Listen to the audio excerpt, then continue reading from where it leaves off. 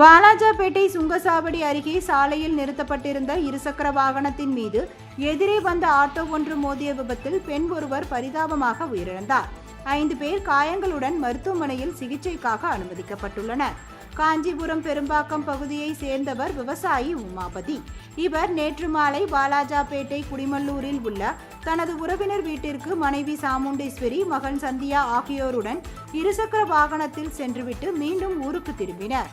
வாலாஜாபேட்டை சுங்கச்சாவடி அருகே வந்தபோது வெயிலின் தாக்கம் அதிகமாக இருந்ததால் குடிப்பதற்காக தண்ணீர் பாட்டில் வாங்குவதற்கு உமாபதி இருசக்கர வாகனத்தை நிறுத்தியுள்ளார். மகள் சந்தியா தண்ணீர் பாட்டில் வாங்க சென்ற நிலையில் எதிரே அதிவேகமாக வந்த ஷேர் ஆட்டோ ஒன்று எதிர்பாராத விதமாக இருசக்கர வாகனத்தின் மீது மோதியது. இந்த விபத்தில் சாமுண்டீஸ்வரி சம்பவ இடத்திலேயே பரிதாபமாக உயிரிழந்தார். உமாபதி மற்றும் ஆட்டோவில் வந்த 4 பேர் என மொத்தம் 5 பேர் மருத்துவமனையில் சிகிச்சைக்காக அனுமதிக்கப்பட்டனர். ஷேர் ஆட்டோவை ஓட்டி வந்த ஆற்காடு 30 வெட்டி பகுதியை சேர்ந்த பன்னீர்செல்வம் மேல் சிகிச்சைக்காக வேலூர் அடுப்பாறை மருத்துவமனைக்கு அனுப்பி வைக்கப்பட்டுள்ளார். இந்த சம்பவம் குறித்து வாலாஜாபேட்டை போலீசார் வழக்கு பதிவு செய்து விசாரணை நடத்தி வருகின்றனர்.